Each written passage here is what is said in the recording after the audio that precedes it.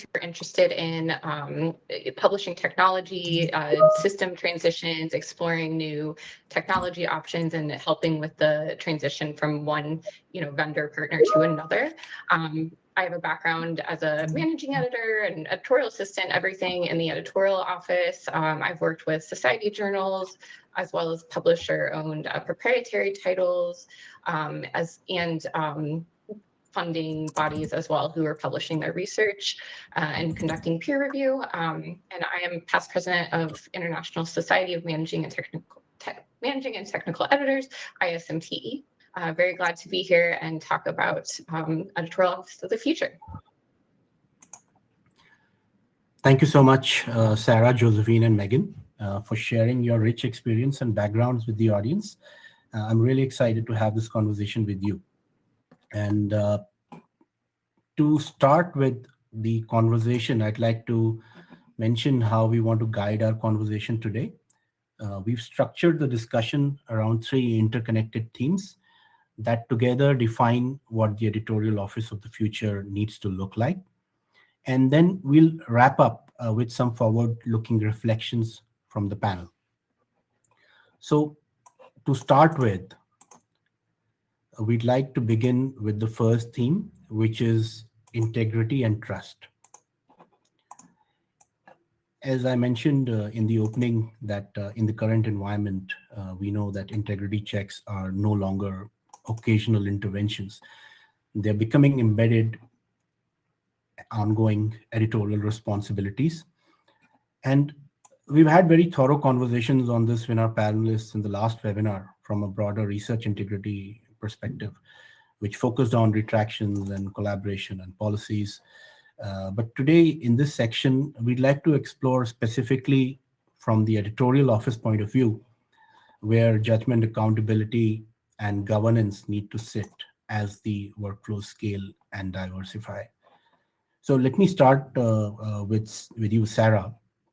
From a society publisher's oversight perspective, particularly when editorial offices are outsourced, which integrity-related decisions should remain firmly within publishers' control, even as AI tools and external partners support screening and day-to-day operations? Yeah. That's a great question. This is really timely for me because we are in the midst of different editor and editorial office transitions and changing the models of the way we work. So this is a really interesting question for me to be thinking through. One of the editors who I work with recently commented that when he started his job as editor of our journal, he thought it was going to be primarily promoting good science. But what he has found is that his role is mostly keeping out the bad science. And I think that this is where publishers need to retain control. Science and journal publishing are based on trust and have generally operated on the assumption that authors, reviewers, and editors are behaving honestly, transparently, and for the public good. And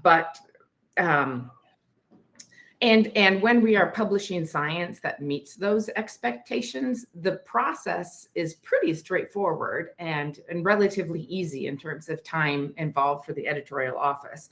But history tells us that there are a lot of motivations for scientists besides the public good, and science is replete with examples of abuses of power. New screening tools and some public scandals are showing us cases of dishonesty and fraud. So I think where publishers need to stay involved is keeping out the bad science, correcting errors to the public record.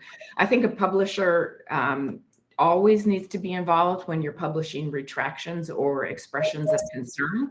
These have huge implications, not just for an author's career, but also for the journal's reputation and public perception of the topic in question. But I also think that editors need to be involved in routine screening, even of corrections. We do see cases where authors try to disguise as an erratum a change that actually results that changes the conclusions of a paper. So all corrections, I think the editorial office needs to remain involved. And Similarly, I think the publisher needs to remain involved with rejection letters. We are constantly seeing new tools for identifying problems with a paper, but no author wants to be accused of research misconduct.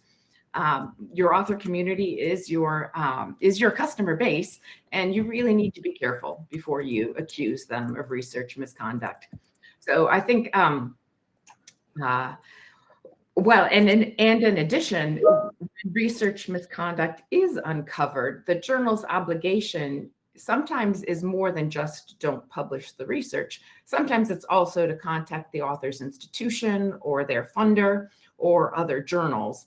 So when new research integrity tools are rolled out, I do think it's important for the publisher to have a thoughtful discussion about what to flag as problematic and how to relay concerns to the author. As that becomes more routine, yes, an external editorial office can handle it, but when it's new, I think the journal needs to be involved. Implementing new tools effectively requires the editorial and publisher's involvement to uphold the journal's brand and reputation. So I'll turn it back to you, Ashutosh. Thank you. Thank you, Sarah, for that perspective. And I do agree that the assumptions around trust that have so far driven scholarly publishing have changed drastically in the current landscape. And this has increased a lot of work around vigilance and checks for the editorial teams. Yeah. Josephine, working with editors and scholarly societies across a growing journal portfolio, how do you support consistent integrity standards while helping editorial leaders apply judgment that fits the norm and expectations of their specific research communities? Yeah, thanks for that question. In fact, all the questions that we're going to handle today are really, really timely. And so for this one, it starts with understanding the values of your organization. So for us at Canadian Science Publishing, one of them, integrity, openness, inclusivity, all those values are important. So it starts with honoring the values, and it starts with how we appoint editors in their roles and how our editors appoint their editorial board members. So we want to make sure that they're in line with our values. And that's a basic. And we also ensure in their appointment, we make sure that they know the standards of their communities. So, sorry, I keep getting this notification on my, so we start with that. And I think that's really important. And for our renewals, even in how we renew our editors, we both go by committee. So it's not a matter of feeling, it's a matter of, speaking to the complete editorial team, from the peer review coordinator to the editorial director, and understanding how that editor is doing. And so that, that comes to turnaround times, like that, those types of performance metrics. And this is one example where we have our policies and standards, as all publishers do, and some distinctions based on community. So we have an animal ethics policy that we instituted about a year ago, and we have this policy, and we did consult with our editors in chief about the policy. And once we put it in place, we had some basic tenets. So the core tenets of this policy are clear standards for reporting, guidance for authors and for editors on how they're reporting animal care considerations, and guidance for editors on how they apply scrutiny, how they apply their judgment. So these are more like recommendations and frameworks, as opposed to hard, fast, rigid rules. So these frameworks really guide our editors-in-chief in how they make decisions. And so we also take our lanes very seriously. We're publishing people. We're not subject matter experts. So they rely on us to make sure our publishing lane is proper and operating properly. And we rely on them for their content and their community expertise and knowledge. So that's really the gist of how we handle that. Yeah, thanks for that question. Thanks so much, Josephine. Very insightful about the work that you put in to create the guiding frameworks that are helpful for the editorial teams. And I agree, alignment values are so important. And all the collaboration and coordination, making sure that throughout the organization, all the teams are aligned. And yeah, thank you so much for sharing that perspective, Josephine. Megan, my next question is to you. From your experience optimizing workflows and supporting editorial system transitions, where do integrity checks most often break down in day-to-day operations? And what practical changes make the biggest difference in making them routine rather than reactive? Another great question, very timely. So some of the biggest breakdowns in day-to-day operations are when there are manual workarounds or steps. Typically these have been handed down over the years. And at one point, there were probably legitimate reasons for why this process got implemented in a certain way. But perhaps over time, that manual step just got baked into the normal process. And, here we are today, still doing this, usually tedious extra step.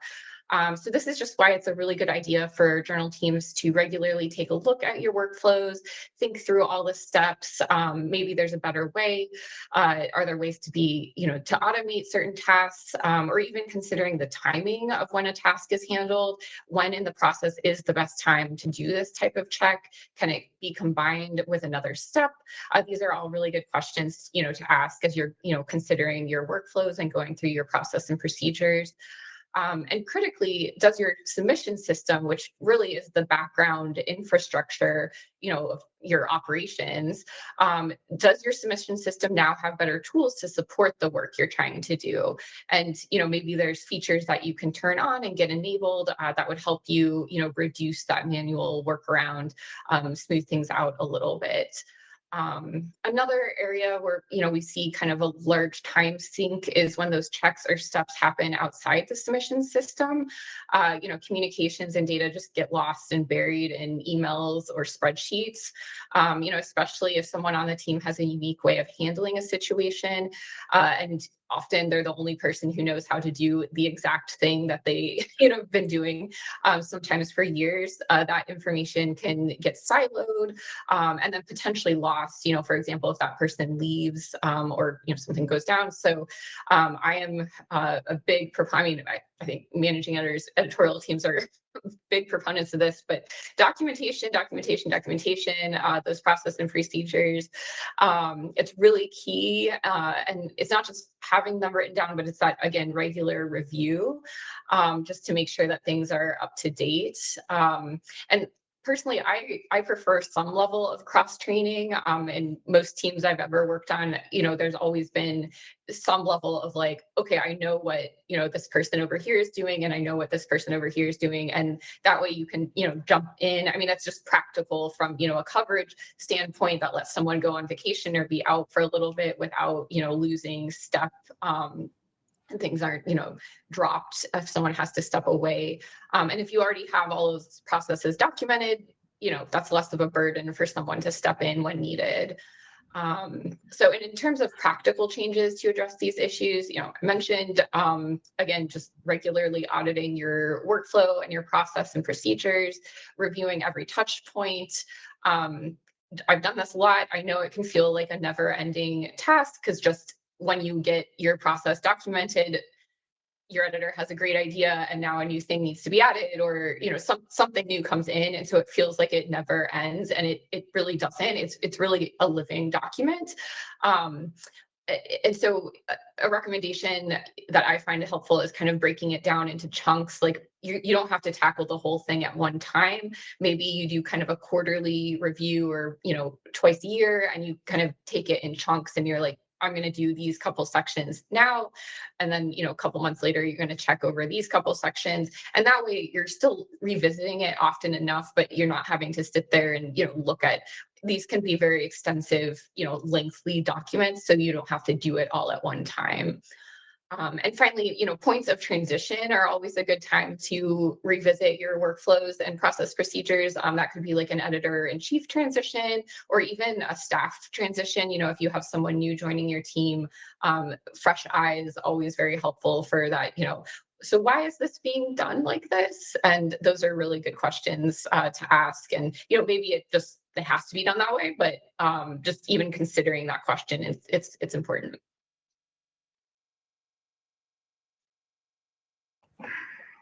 Thank you, Megan, for that really in-depth perspective on the operational complexities and the importance of process audits and training. And thank you for that. And so we ran a poll, and before we move on to the next segment, let's take a look at the polls. And yeah, I mean, this is not surprising that AI is coming up as the top concern when it comes to integrity risks. Yeah. Thank you, everyone who participated in the polls. We'll move on to the next segment now. And in this segment, we'll talk about peer review in the from the perspective of how to maintain its sustainability and how to maintain editorial judgment, all the complexities and all the challenges that are arising with peer review. Everybody is talking about the strain that peer review is in, and editorial offices manage this process, so this is a big challenge for them. So we'd like to learn a little bit more from our panelists about how they are handling and their thoughts on peer review in this aspect. So my first question is to Josephine. And Josephine, as peer review systems evolve and AI plays a greater role, like we've seen in the previous poll, AI is a big concern everyone has. How do you help editors and societies rethink what good editorial judgment looks like? Because with AI, AI can do a lot of mechanical tasks, but judgment is something that AI cannot have, and judgment is the real intelligence, right? So how do you prepare the teams for these changes? Sure. Yeah, sure. So first of all, editorial judgment does not change. In fact, in my notes, I've got all this underlined because it's so important. It's about serving readers, upholding standards, making principled choices. That does not change whether we have AI, not AI, but so that doesn't change. That stays. But AI, though, has made judgment more important than ever, right? Because it doesn't tackle those things. So what we want, and there's an article that Steve Smith wrote in Research Information. I'm going to put it in the chat. It is an excellent article. Okay, you know that one. So it's about curating meaningful context from the content. So it's less about putting, like, the editorial judgment comes into play with framing the content and understanding context behind the content. So what we do at CSP is that we train our editors in seeing how to assess their paper. So once we appoint them and we do our vetting and appointments, we train them. We train them in research integrity. We provide them with flowcharts on how to make informed decisions. We have internal processes to detect paper mills as well. And we use tools. Image Twin is one of them that we've been piloting, that we've been using. And our goal with these tools is to help our editors-in-chief provide them with actionable insights that they can use in making their final decision. And they use their judgment in making these final decisions. And that's kind of that juice, right? That special, the special magic that EI sees that the human intervention brings to this process. We also understand that integrity is a shared responsibility. So we put processes in place, like the role of the publisher that Sarah, you mentioned. We do all that, but we work in tandem with the editors-in-chief to move this forward. And so we're clear with our EACs, with our editors, about the tools we're using. We help them, we train them in these tools, and we use AI output as recommendations. So we don't defer to the judgment of these tools, like whatever output they come up with, like whatever percentage, we don't just kind of run with it. We use our judgment, and we use that info as a starting point to make our next decision. And in terms of our societies, we work with affiliated societies that help us with our content development, et cetera. We offer regular training for them in peer review and just in our editorial processes, so they're aware of what we're doing as well. And so with these tools, we acknowledge that the AI tools exist and we want to use them, but not defer to them for our final decision. And these tools and this automation helps our editors in chief and frees them up to use their expertise and their real intelligence, as you stated earlier, to help them provide that context for our readers. So that's how we kind of use our that's how we frame this for our EICs. So the question that, and you'll read that in Steve Smith's article, is not, can I read it anymore? And that speaks to the accessibility piece that we've been talking about for years, but how can I use it? And that's, to me, that's the most important question moving forward. And that's one that we're addressing, continuing to address with our editors. Yeah, thanks. Yeah, thank you, Josephine. Sarah, from a data and platform perspective, how can publishers monitor, issues like reviewer fatigue, finding reviewers, getting reviewers to accept, getting reviewers to submit reviews on time? It's become a big challenge.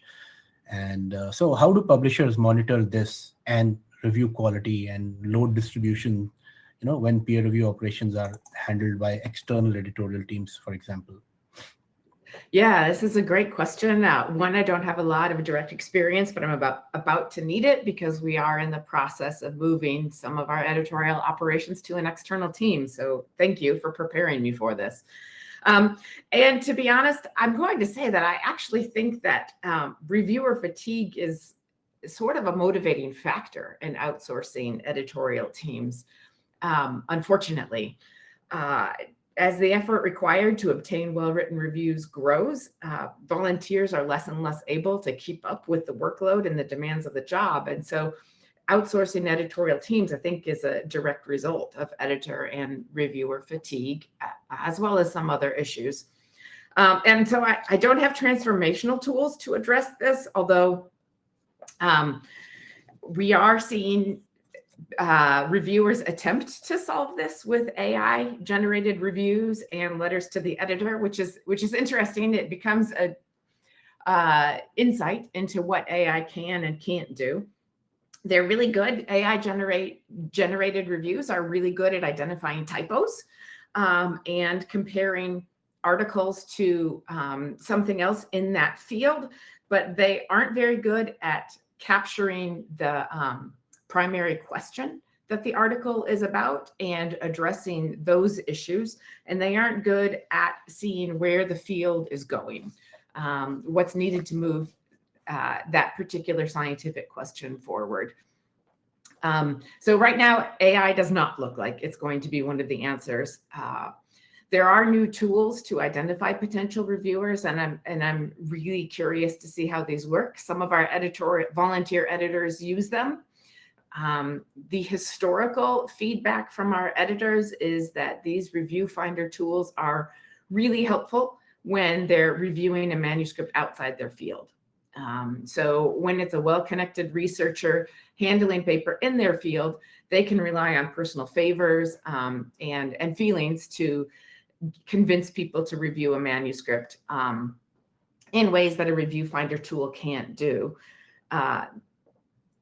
So I'm actually really curious as we externalize our review office to some degree to look at the data and compare how long it takes to find reviews. Early anecdotal evidence from our office is that younger, less experienced researchers have more trouble finding reviews. It takes them longer to get someone to agree, which does suggest that external offices may have a similar problem, but also I have heard our editors say that their busiest editors also tend to be their fastest editors. So I'm also really interested to see if external offices are able to speed this up, utilize the good tools to find good reviewers. But in the meantime, I think we have the reviewer fatigue tools that we were addressing that we had in the past. We continue to look at review turnaround times and review ratings as we consider who to add to our editorial board. I think it's important for editorial offices to look at review ratings, turnaround times, but also the number of invitations needed to obtain a single review. Once we get to 20, 25 review invitations without getting an acceptance, we start to ask questions about whether this is in our field and something we want to be publishing. But then also some of the most rewarding parts of my work have been rewarding our reviewers. I love issuing top reviewer awards at the end of the year. Last year, someone told me how wonderful it was to receive an award that she hadn't had to apply for. And it's so rewarding to add someone to the editorial board or say goodbye as they rotate off, and to hear what an honor it has been to work on our editorial board. So we're definitely seeing reviewer fatigue, and throwing out the tools we have available to us to address it. Thank you, Josephine. I do agree that AI can help, but it's a partial solution. It's not a complete solution to address this problem. And I'm so happy to know that you're focusing on rewarding the reviewers, because I think that's very important, considering that reviewers are the contributors in the publishing chain that probably get the least benefit personally for their contributions. So yeah, great to know about that. And Megan, when publishers change peer review systems or workflows, what are the most common mistakes that negatively affect the reviewer experience?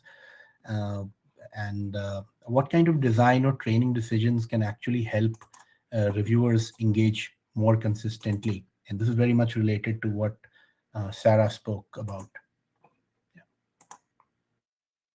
Yeah, so the first thing that comes to mind is lack of or poor communication to the users who will be affected. So you don't want to bombard them, but you also don't want to surprise them with changes. You know, especially reviewers, these folks might only access your journal submission platform a few times a year. They're also performing reviews for many journals using all different types of systems. So you don't want to, introduce extra barriers to securing reviewers because we have, all these issues around securing a reviewer fatigue, time constraints, all of those things. So we're trying not to introduce barriers. We don't want it to be difficult for reviewers to come in to your submission platform, and do the work that needs to be done. Ideally, if the publishers change to a new platform, it's hopefully more intuitive and user friendly. So, there hopefully wouldn't be as big of a learning curve for reviewers. It would probably be pretty straightforward. But a lot of this comes into the preparation that's done when you're getting ready for a platform transition. And part of that is having a very strong communication plan. And you want to consider different types and modes of communication and communication strategies. For example, you may send out, a large, just generic email blast to all of the system users. But if you're a society journal, you may want to have special targeted communications sent to society leadership or other regular contributors to your journal. Obviously, social media is a great place to, broadcast the information widely about the upcoming system change, when things are going down, when things are coming back up, what it means, how it will affect different folks. Very basic things like adding a website banner on the old platform with, this system will no longer be available after this date, and then adding a banner on the new system welcoming the new user, or welcoming users to the new site. Those are all very good visual cues and good communication tools to just help, express this transition process. And then the point on training, so that's really kind of also part of preparing for a system migration. You want to be considering, planning for and considering how you will train users. And it's really not a one size fits all approach. Editorial office staff and the editors will probably need more training because they'll be using the system more consistently. They really need to know the ins and outs and be comfortable with it. Ideally the editorial office staff and maybe even your editors would have had some experience testing the system as part of that, migration process and selecting a new system. So they should have, they should be working closely with the vendor partner to make sure they have a solid understanding of the system, or at the very least, they should know where to go to find resources and user guides and that sort of thing.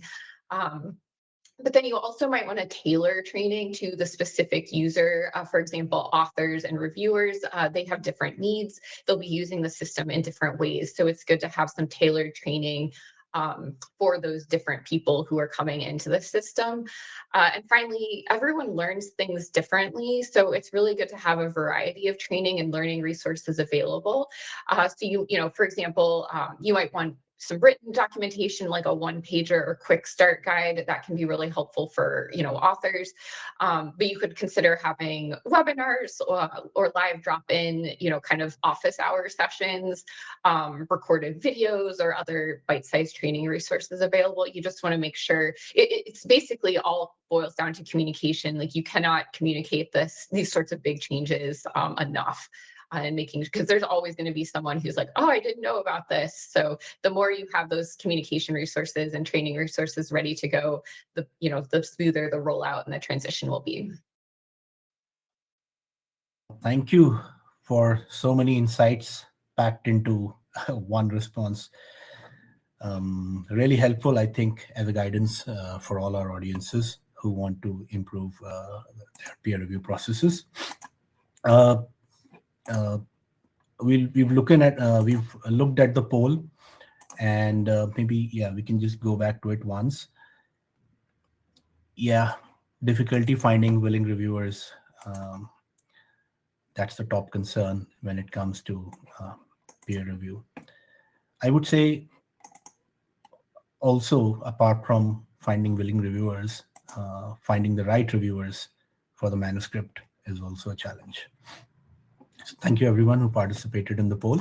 Now we move on to the next theme, which is about author experience. And, we'll look at author experience in the role of transparency and editorial design in this section. And we know that authors, today they expect clarity, communication, predictability, and yet delivering that consistently across journals and workflows remains challenging. And we'd like to hear from our panelists what meaningful transparency can look like and how it can be designed into editorial processes without compromising editorial independence. So I'd like to start with Sarah. Sarah, from a publisher standpoint, what level of transparency should authors reasonably expect?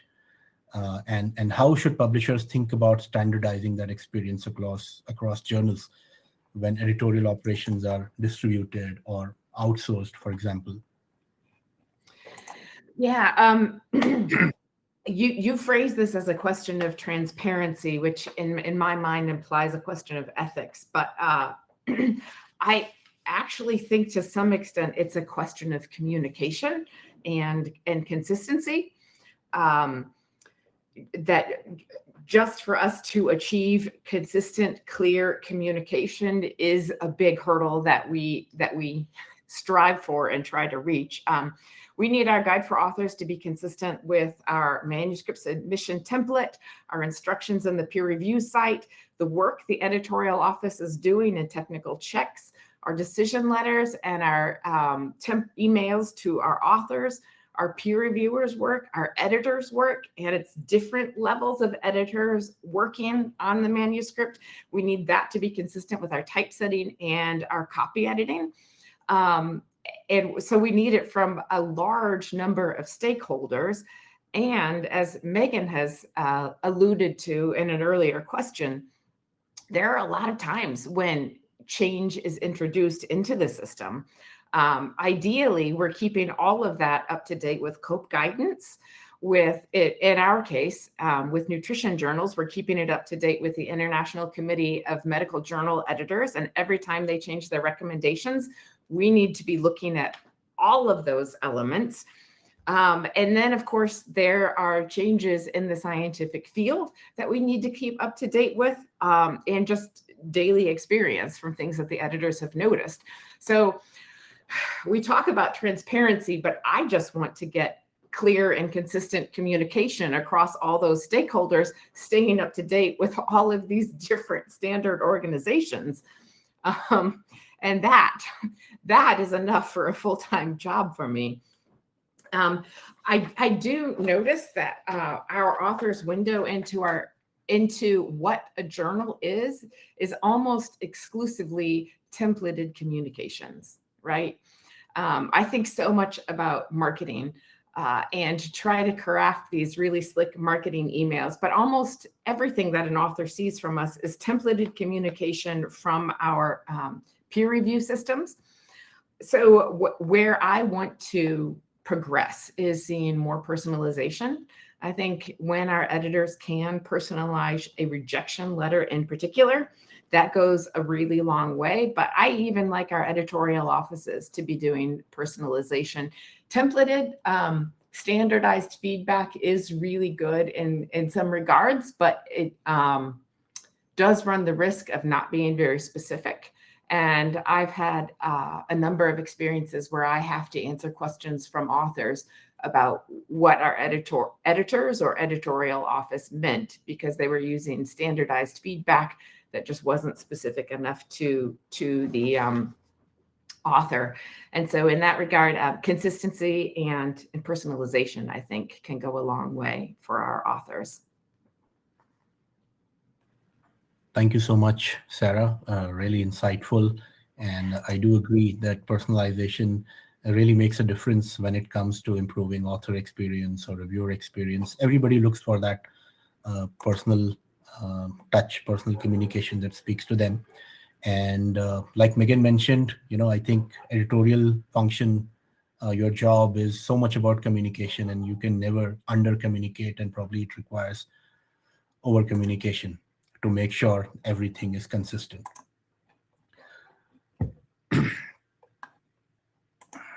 So we can move to the next poll.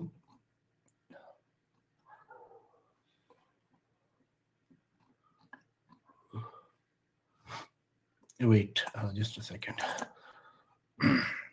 Sorry. My next question is to Josephine. Just a second. Yeah, sorry. My next question is to Megan. Megan, based on the workflow redesigns and system transitions that you support, which author-facing friction points tend to persist even after the technology changes? And what processes or technology gaps are usually the root cause? Yes. I mean, I am excited about new technology and new tools, love to see them come on board, like to play with them, like to test them out. I think they're solving problems. But I think we're also still continuing to see systems that are not like as user-friendly or intuitive as we want them to be, specifically for authors who are only accessing these systems, to do a certain specific task. They're uploading their files and they want to check on the status. Sometimes these systems don't always provide adequate information or support. A common example I've seen are instances where warning messages pop up saying something is wrong or you're missing some component, but the message does not provide enough detail for the author to like easily troubleshoot the issue. So unhelpful when it's, they can't fix it quickly. Why is that even happening in the first place? And then if I'm getting this error message, why can't I fix it quickly? And then another example is authors having to input data over and over again and redo work that they think has already been done. Anything we can do to reduce that burden on the authors and like have them focus on their research and communicating their research and fine tuning. And again, communication, consistency, and clarity of their research. And less time focused on, double spacing their Word document or re-entering, typing and manually re-entering things into the submission system. Communication's been brought up a lot. So that's, another area that can cause frustration. If an author has an in-progress submission, they need to be informed. It's critical that they're informed of the transition and how it will or will not affect them and their experience, and what, if any, action is needed from them. They've worked on this research, they've prepared this manuscript, they're excited to get it submitted to the journal. They need a little bit of hand-holding and, reassurance that it's not going to disappear during a system transition. Again, ideally, these systems hopefully are user-friendly enough to not require extensive training for users such as authors who aren't, in their daily. But it still needs to be very clear about the tasks that the authors need to do. A simple upload interface, a really quick and straightforward way to check the status of their manuscript, really quick and easy way to view the editor and reviewer comments. This should all be, really simple and straightforward. But again, as I mentioned before, it's never a bad idea to provide some limited training resources. I've done a lot of author quick start guides, one-pagers, quick checklist, submission checklists, revision submission checklists, those sorts of things that can just be, maybe they don't use it, but maybe they pass it on to their, assistant who's helping them manage the submission process and the manuscript upload stuff. So it just, again, kind of Sarah, to your point of like connecting the requirements of the journal to what the authors need to do to get the submission into the system. Anything we can do to over communicate those things is helpful. And then another random one I thought of was sometimes the biggest challenge is just getting an author signed in. It is 2026. I don't know. I don't know why this is still. I don't get it. We have password managers and single sign-on options like Orchid and other ways to smooth this out. But for some reason, it still seems to be a major hurdle, especially institutional firewalls, blocking. It thinks, the messages coming from the system, the editorial system, are spam.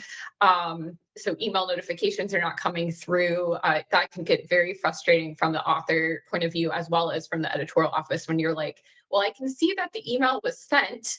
I can't help that you didn't receive it. I can't, go to every institution, every university and ask them to like fix this. So I don't have the tech background to understand why that is still a problem, but I think that continues to be a really big challenge and frustration for authors. It's just getting to the place where they need to upload their submission.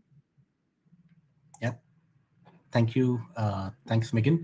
And Josephine, how do you work with editors and societies to define transparency, consistency, and communication standards in a way that builds author trust without undermining editorial independence?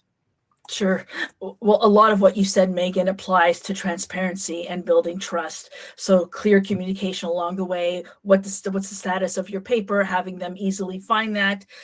Transparency is easy to define, right? So it's openness, communication, accountability. That's what we find online. But what does that look like? It looks like putting everything up front. This is, being clear about expectations. Also, from the editor's perspective and giving them some autonomy is being clear about the scope, being clear about what you accept, what you don't accept. I think that by being very specific in your scope helps you along the way. So it avoids, papers coming in that are outside of scope for the most part. But it does provide some clarity, and it gives the editor some independence and agency in how the journal's operating. So as a publisher, we don't interfere with that. We do monitor how the journal's doing. Of course, it's in our interest to do that. And it's an open dialogue between the editors and us, all with the, keeping in mind our ultimate goal. And as a publisher, we want to enhance the reach, rigor, and relevance of research so that folks could, use it, trust it, find it first, trust it, and use it. So, keeping that in mind, we're out there, and we work with our editors to make sure that they're aware of their independence. And I talked about lanes earlier, so we're very clear about what they're doing and what we're doing. And there's a fine balance. There's a line sometimes that gets crossed. There's communication, but with that we do have that open dialogue and that trust between us as well, in addition to instilling that trust for the public and for readers. Yeah, thanks. Yep. Thank you, Josephine. Let's take a look at our third poll.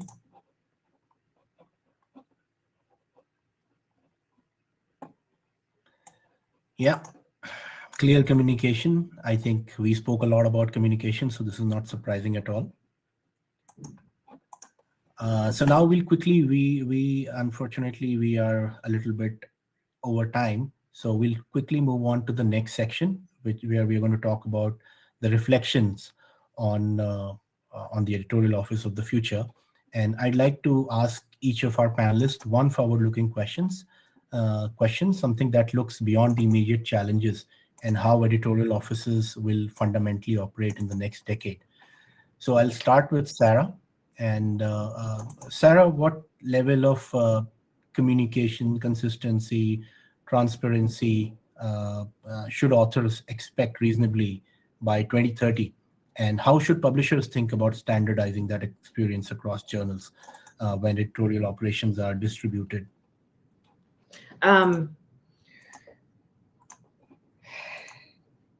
Okay, can you repeat that? Can you repeat that question again? Sure. So what level of transparency should authors reasonably expect by 2030? And how should publishers think about standardizing that experience across journals when editorial operations are distributed or outsourced? I think it would be really helpful to have change managers in place to oversee the process, to ensure that all the stakeholders are involved when changes are made, and that the changes are communicated to the full group. As I said, I want to see improved communication, consistent communication to authors. I also sort of wonder if it would be helpful to inform authors about how many reviewers have been invited. Sometimes, of course, there are manuscript delays because editors are not acting promptly, but very often it's because reviewers, we're having trouble getting reviewers. And I just wonder if a tick box showing how many people had been invited, how many invitations had been sent, would be helpful for authors, and knowing that we're working on their paper and maybe encouraging them to accept review invitations. Thank you, Sarah. And Megan, what's your view on how the editorial office of the future should look like, and what are the changes that you would like to see in how editorial offices operate moving into the future? Common assumption is the outsourced editorial operations are primarily a cost-saving option for routine and manual tasks, as well as that journals can operate using a one-size-fits-all approach. I think we're seeing already technology will increasingly handle these sorts of routine tasks and be able to scale up to meet these demands, and things like submission volume. And we're experimenting and playing around with these tools and technology features. But as we've been discussing, again, that personalized experience, communication, knowing that a human is on the other side, I hope that, is going to be of value still. We're handling and we're stewards of the research and the scientific literature, that these researchers have spent all this time working on. So, and we treat that with respect and transparency and thoughtfulness. And So I'm just hopeful that that human aspect kind of will remain very important, because that's how we get that personalization. That's how we get that clear and consistent communication. That's how that the author knows that they're contacting someone, an actual person on the other end, and getting help with their specific problem. Yeah. And Josephine, what are your thoughts on how the editorial office of the future should look like? Sure. Well, more specifically, how are we training, right? How are we training the future editors and future publishing professionals? Well, for me, it comes down to understanding the core editorial skills. So that includes critical reading, critical thinking, attention to details, communication skills that we've talked about, understanding digital literacy, understanding the AI tools that are out there. Don't need to be an expert, don't need to be afraid of them either, but just understand what they do and how they can be used.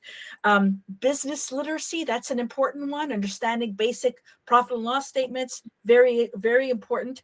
And understand generally, kind of an existential question, how readers read content and how they use it. So that's an interesting kind of insight that will help you in your position, and just basically be honest about your strengths, about your weaknesses, and where are the gaps, where can you improve, where can you not improve? I mean, we all have limitations, so be honest about that.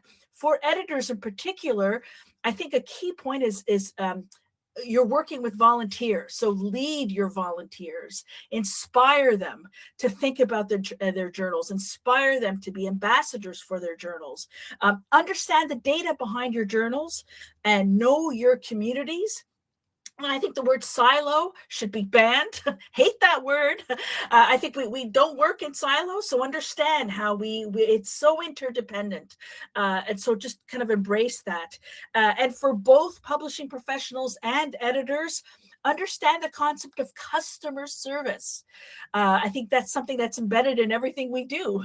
It seems kind of basic, but it should be. It's embedded in everything we do. Understand that reader experience.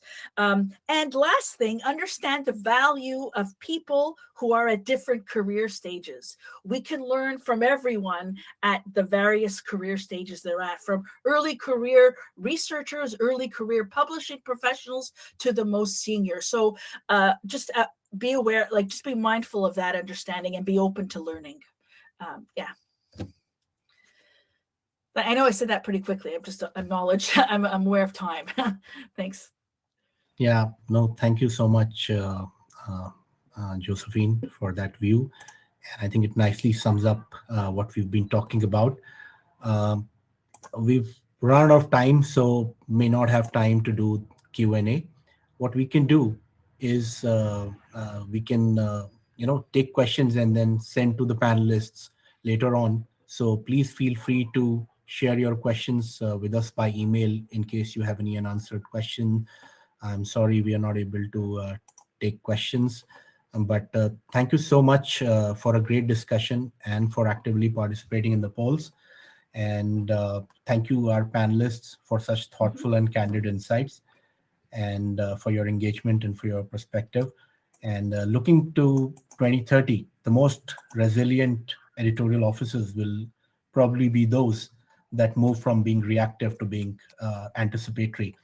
And we've spoken a lot about communication and the human element. I think that's going to be key moving forward. So thank you everyone who participated. On behalf of Integra, thank you for being part of this important conversation. And we hope today's discussion leaves you with both insights and practical perspective to take back to your own teams and organizations. Thank you once again, and enjoy the rest of your day or evening. Thank you. Thank you. Thank you so much.